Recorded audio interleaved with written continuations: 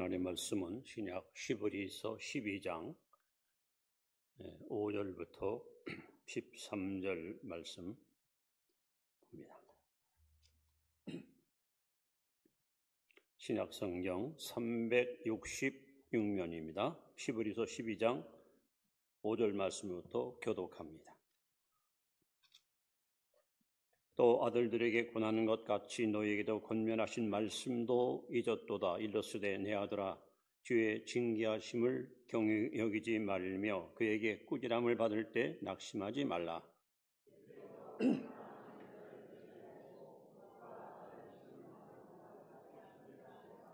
너희가 참음은 징계를 받기 위함이라. 하나님이 아들과 같이 너희를 대우하시나니 어찌 아버지가 징계하지는 아들이 있으리요.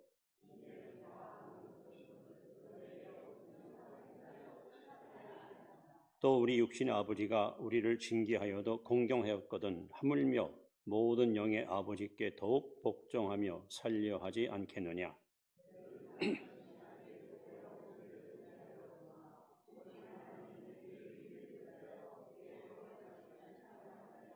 무릇 징계가 당시에는 즐거워 보이지 않고 슬퍼 보이나 후에 그로 말미암아 연단받은 자들은 의와 평강의 열매를 맺느니라.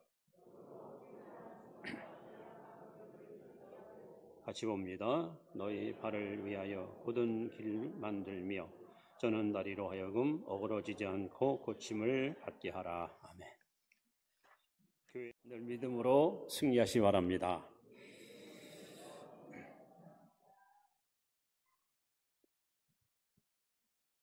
아마 오늘 제가 처음 여러분한테 좀 질문을 할 텐데요. 제가 제일 좋아하는 꽃이 뭔지 아십니까? 알 리가 없죠? 아마 한 2주간만 지나면 아마 이제 가을이 성큼 오지 않을까. 제가 좋아하는 꽃은 국화입니다. 그리고 이 국화라는 주제를 가지고 쓴 시 있죠? 국화 옆에서 저는 그 시를 참 좋아하고 그 시 속에 담겨있는 삶의 의미를 늘 이렇게 묵상하며 살아가기를 또한 즐겨합니다.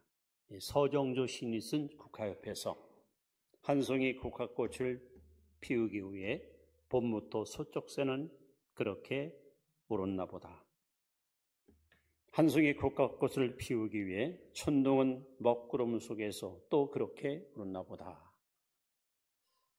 사람들은 항상 결과를 보고 평가하기를 좋아합니다. 그러나 한 인간의 멋진 승리는 결과보다는 과정이 굉장히 중요합니다. 여러분, 하나님은 하나님의 자녀들을 반드시 다루시는, 다듬고 만들고 가꾸어서 멋진 꽃처럼 향기로운 사람으로 우리를 이끄시는 하나님이십니다. 신명기 8장 2절에 보시면 왜 하나님 백성 이스라엘 민족들을 빠르면 일주일, 조금 걸리면 열흘 갈 수 있는 가나안 지름길로 인도하지 않고 40년 동안 광야길로 이스라엘 백성을 이끌었을까? 왜 하나님은 저와 여러분이 가는 앞길을 꽃길처럼 행복하고 화려하게 인도하지 않고 종종 시련과 아픔과 고통을 맛보게 하실까? 하나님의 놀라운 섭리와 뜻이 담겨져 있음을 깨달아야 됩니다. 성경에 등장하는 모든 믿음의 사람들은 시련의 과정을 통해서 만들어졌습니다. 요셉이 그랬고, 모세도 그랬고, 다니엘도 그랬고, 심지어는 예수님의 제자들도, 바울도 그렇게 만들어졌습니다. 오늘 우리가 지금 본문에 보시면 징계라는 단어가 8번 소개됩니다. 그 정확한 뜻은 양육하다, 가르치다, 습관을 들이다, 교정하다, 훈계하다, 이런 많은 뜻을 갖고 있습니다. 오늘 저는 여러분에게 아주 거창한 설교 제목을 소개하는데 따라합시다. 시련은 있어도 실패는 없다. 그런데 얼핏 들은 것 같지 않습니까? 이 말은 현대그룹을 만드셨던 고 정지영 명예회장님의 자서전에 나온 책 제목입니다. 시련은 있어도 실패는 없다. 한번 여러분 이런 책 읽어보시면 불굴의 의지를 가지고 각종 시련을 뛰어넘어 세계 굴지의 기업을 일으켰던 한 개인의 멋진 승리의 모습이 내용 속에 잘 소개되고 있습니다. 시련은 있어도 실패는 없다. 그래서 오늘은 이 제목을 가지고 우리 함께 은혜를 나누려고 하는데 첫째 우리는 시련을 만날 때 우리가 조심할 일이 있습니다. 여러분, 시련이라는 것이 사람에게는 동일하게 오지 않아요. 어떤 사람은 태어났는데 안타깝게 부모님이 일찍 돌아가셔서 어려서부터 가장 노릇하면서 시련의 세월을 보내는 사람이 있습니다. 어떤 사람은 부모님이 이혼하는 바람에 한참 성장할 학창시절에 깊은 열등감과 좌절감을 가지고 어두운 길을 걸어간 사람도 있습니다. 어떤 사람은 승승장구했는데 결혼하고 나서 이상하게 시련의 세월을 만나는 사람도 있습니다. 어떤 사람은 직장에 들어가서 직장에서 하면서부터 이 시련의 고통을 맛보는 사람도 있습니다. 참으로 연령과 또는 어떤 우리의 의식을 초월해서 다양하게 우리는 시련의 세월을 만나게 되는데 오늘 5절에 보시면 우리 한번 같이 봅니다. 시작. 또 아들들에게 권하는 것 같이 너희에게 권면하신 말씀도 잊었도다. 일렀으되 내 아들아 주의 징계하심을 경히 여기지 말리며 그에게 꾸지람 받을 때 낙심하지 말라. 여기 두 가지 시련이 올 때 조심할 일이 있습니다. 첫째는 시련을 경히 여기지 말라. 즉 가볍게 여기지 말라. 여러분의 삶 속에 시련이 다가올 때 재수가 없으니까 팔자가 뭐하니까 이런 식으로 적당히 취급하지 마십시오. 그 시련 속에는 나를 향한 하나님의 분명한 음성이 있고요. 분명한 뜻이 있어요. 하나님이 왜 내게 이런 시련을 주시는가 하나님께 진지하게 물어보십시오. 그럼 하나님은 틀림없이 친절하게 시련의 의미를 여러분에게 알려주실 것입니다. 대개 우리에게 시련이 찾아올 때 사람들의 반응이 세 가지로 항상 나타납니다. 첫째는 도피하는 거예요. 도피. 교회에서 시련을 당할 때 교회를 떠나고 직장 시련할 때 직장을 떠나고 결혼해서 살다가 시련 당하면 이혼해버리고 도피하는 거예요. 또 한 가지 반응은 시련을 막 부정하는 겁니다. 부인합니다. 난 아니야. 나와 상관없어. 이것은 하나님이 원하시는 성경적인 방법이 아닙니다. 우리 그리스도인들은 시련이 올 때에 여러분 직면해야 됩니다. 직면.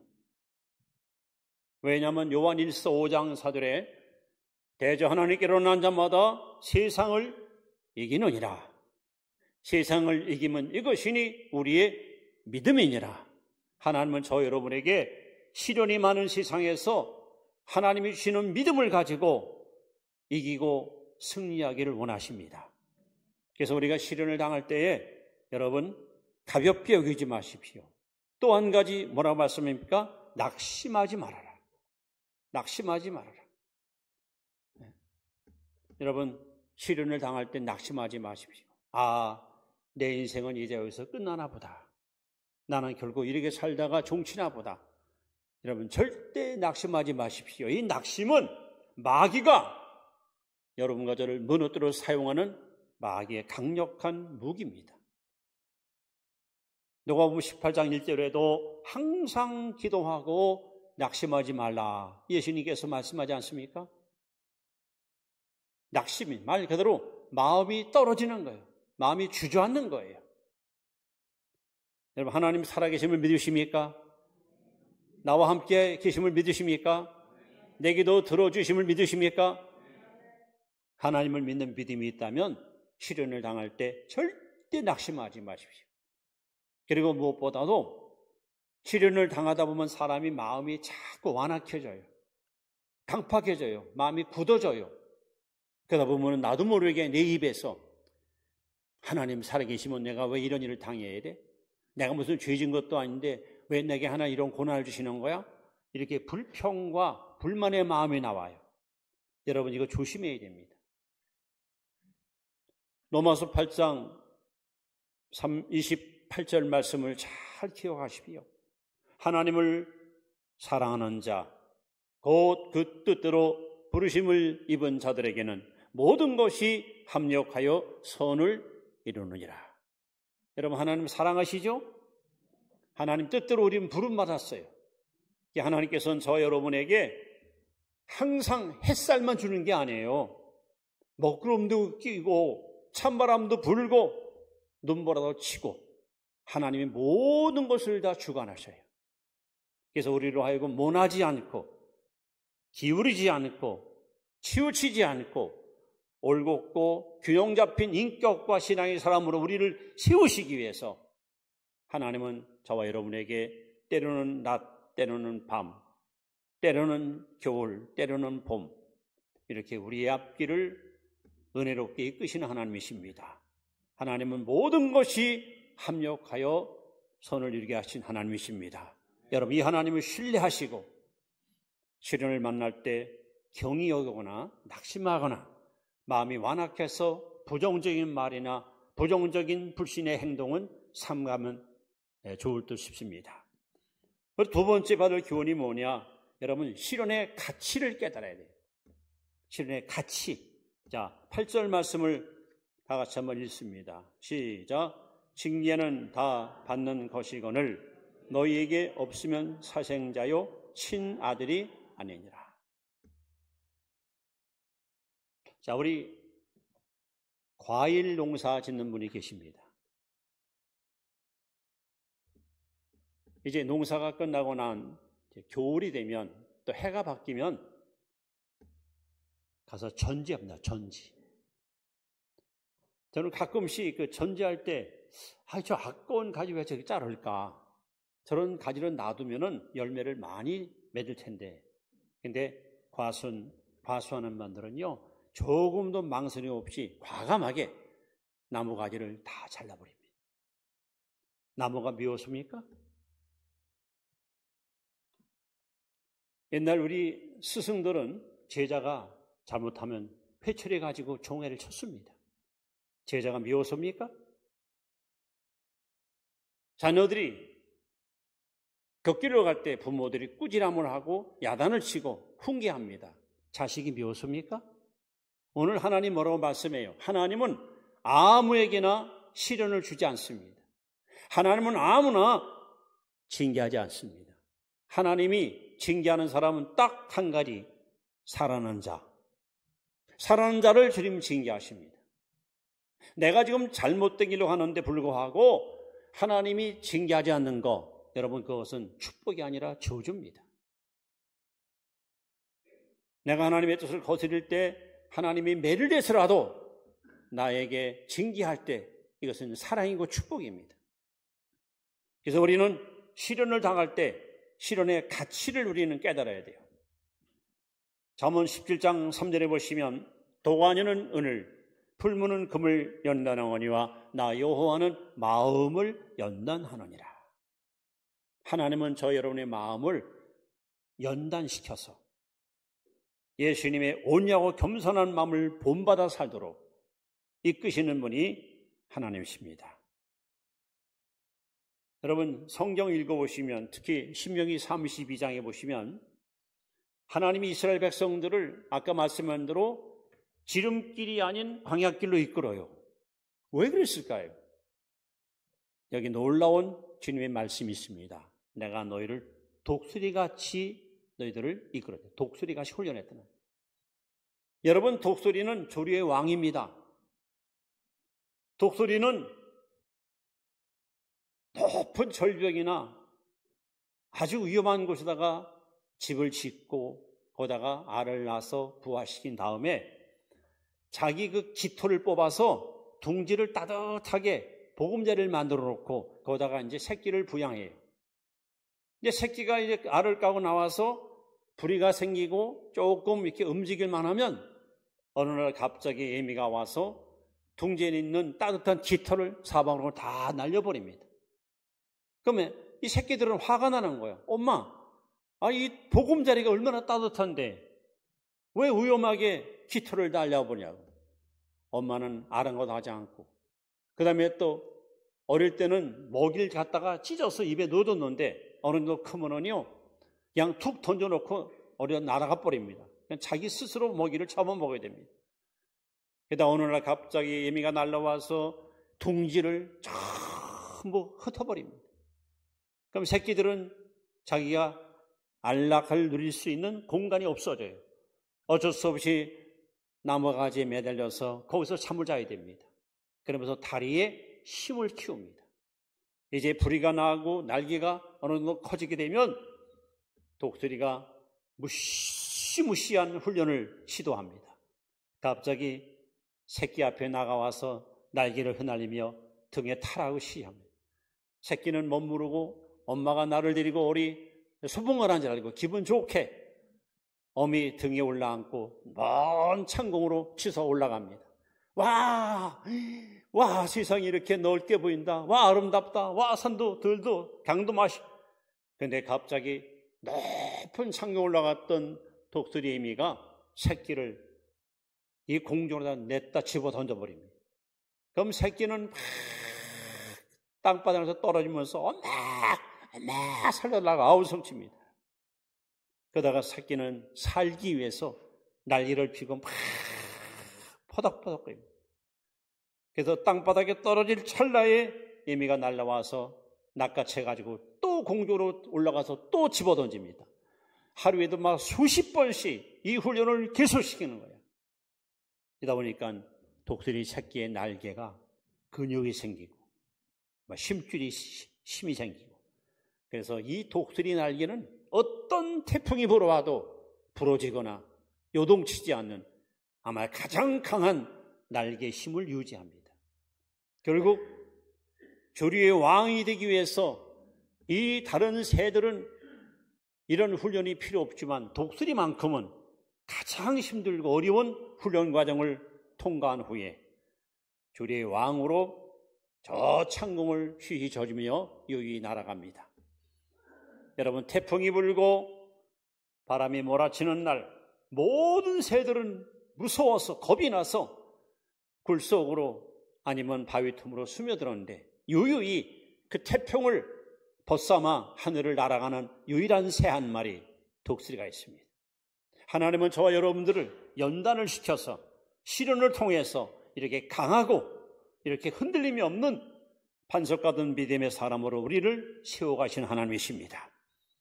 그래서 여러분, 이 시련의 가치를 알아야 돼요. 내가 겪는 시련은 이거는 아무 의미 없는 그런 시련이 아니다. 하나님 이 시련을 통해서 나를 이게 독수리처럼 강력한 믿음의 사람으로 세우겠다는 하나님의 뜻이 있음을 여러분 깨달아야 됩니다. 그리고 오늘 6절에 말씀합니다. 주께서 사랑하는 자를 징계하신다.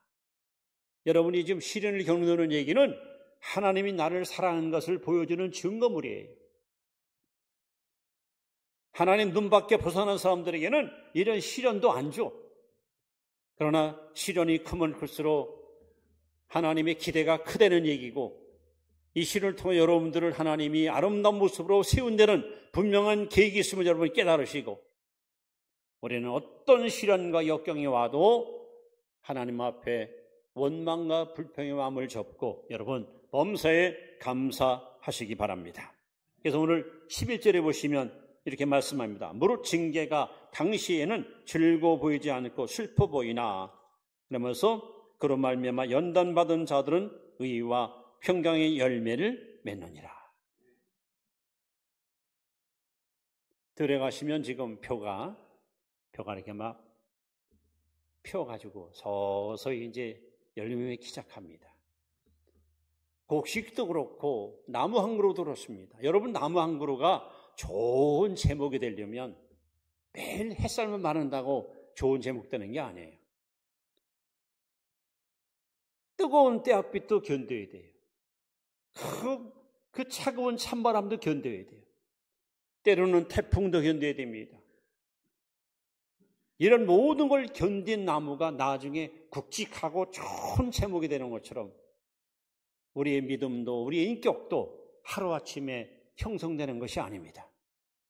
그러므로 여러분이 지금 겪고 있는 시련은 하나님은 나를 어디 내놔도 자랑스러운 하나님의 기둥, 하나님의 그릇, 하나님의 사람으로 나를 세우시려고 나를 하나님이 이렇게 다루신다.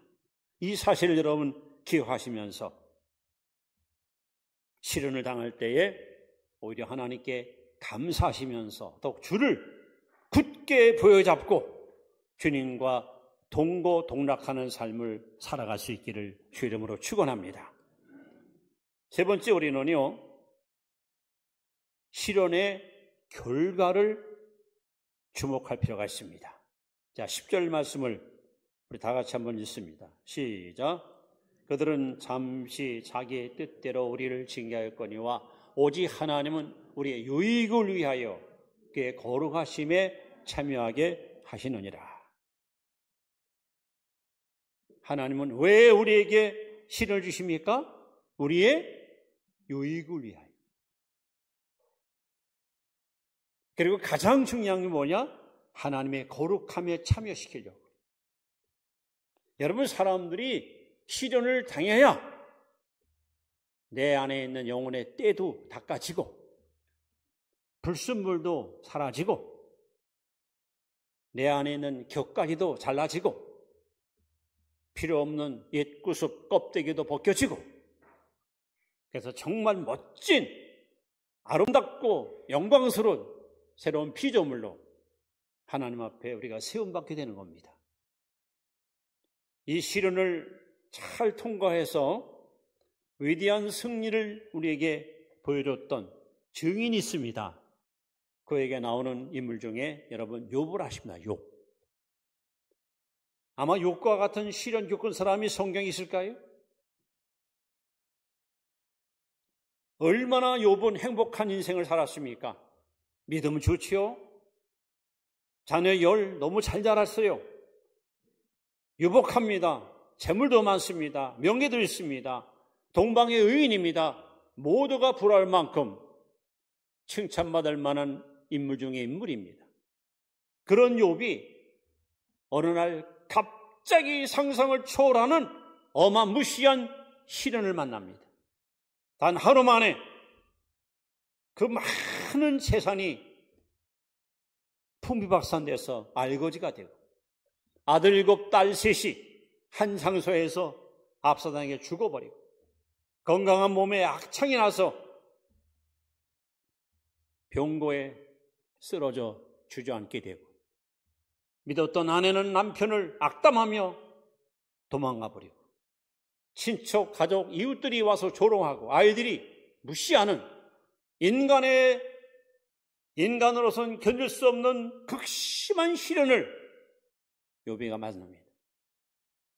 그런데 이 욥기 42장에 보시면 시련을 이기고 극복한 욥에게 찾아온 3가지 축복이 있습니다. 42장 5절에 보시면 욥은 이렇게 고백합니다. 내가 전에는 시련 당하기 전에는 주께 대하여 듣기만 하였사오나 이제는 내 눈으로 주를 배웁나이다. 여러분, 시련은 하나님을 만나는 기회입니다. 내 삶에 시련이 없으면 하나님께 간절히 구하지 않아요. 하나님을 간절히 찾지 않아요. 그냥 평범한 신앙, 평범한 예수 믿는 사람은. 그러나 시련을 당해보세요. 절박합니다. 하나님 한 번만 도와주세요. 하나님 제발 한 번만 살려달라. 욥은 이 시련을 통해서 이론적으로 알았던 하나님, 머리로 믿었던 하나님, 이성으로 믿던 하나님, 이제는 눈으로 보는. 또 욥기 42장 10절에 보시면 욥이 그 벗들을 위하여 빌매 이렇게 써 있습니다. 그 벗이 누굽니까? 엘리바스, 빌다, 소바라는 세 친구인데 이 세 친구가 찾아와서 욥을 위로하다가 갑자기 태도가 돌변해서 욥을 막 청지하는 거예요. 엘리바스가 먼저 포문을 엽니다. 야 이놈아, 인과응보라 했다. 인과응보. 내가 이렇게 망한 것은 죄값이야. 이놈아 회개해. 욥이가 극구 부인합니다. 아니, 나는 절대 하나님께 부끄럽게 살지 않았어. 그럼 자식이 왜 이러냐 죽어? 너 자식들 지금 죄나 짓고 살았을 거 아니야? 나 자식 그렇게 안 키웠어. 빌닷이 또 한술 더 뜹니다. 내가 너희 집안에 재앙이 왔다는 소식을 듣고 하나님께 기도했거든. 하나님 환상을 보여주더라. 내가 왜 이렇게 됐는지 그 이유를 나에게 하나님이 다 보여줬다고. 없는 말까지 보태가지고 욥을 막 탄죄합니다. 그래서 욥기서 3장부터 마지막 장까지 거의 세 친구와 욥이 막 변론하는 이야기예요. 계속. 그런데 42장에 하나님이 나타나셔서 세 친구한테 하나님이 막 노여워하십니다. 너희들이 어찌하여 내 사랑하는 욥을 함부로 비판하느냐. 친구들이 깜짝 놀라서 잘못했습니다 하나님. 나에게 용서를 구하지 말고 욥에게 용서를 구하라. 그래서 욥이 하나님께 기도하는 거예요. 하나님, 나를 비난하고 정죄하고 판단했던 엘리바스, 빌다, 소발의 죄를 용서하오니 나의 죄를 용서해달라고. 여러분, 이 기도가 어디서 많이 본 것 같지 않습니까? 바로 십자가 위에서 원수의 무리를 향하여 아버지여 저들을 사하여 주옵소서 하던 예수님의 기도. 이 기도를 지금 욥이 하는 거예요. 결국 욥은 시련을 통해서 그 인격이 예수님의 마음을 담게 되었습니다. 예수님의 성품을 본받았습니다. 여러분, 시련은 이렇게 놀라운 결과를 우리에게 안겨줍니다. 그리고 욥기 42장 12절에 보시면 하나님이 욥의 말년에 갑절의 복을 부어줬다고 말씀합니다. 시련을 이기고 받는 복이 진짜 복이야. 아무런 땀도 수고도 시즌도 없이 그렇게 버들은 돈은요 아무런 의미가 가치가 없어요. 땀 흘리고 노력해서 얻은 것이 가치가 있고 보람 있는 거예요. 그래서 욥은 이 시련을 통해서 이렇게 하나님을 눈으로 보게 되었고 예수님의 인격과 성품을 담게 되었고 그리고 갑절의 복을 하나님께로 받아서 가장 복의 대명사로 존경받는 인물이 되었습니다. 여러분 시편 119편 67절 또 71절에 보시면 시편 기자는 이렇게 말합니다. 고난 당하기 전에는 내가 그릇 행하였더니 이제는 주의 말씀을 지키나이다. 고난 당하는 것이 내게 유익이라. 따라합시다. 고난이 유익이라. 여러분 시련이 있어도 실패는 없습니다.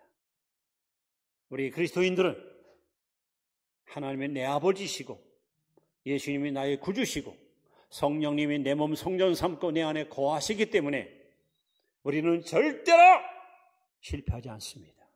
우리는 절대로 실패할 수 없습니다.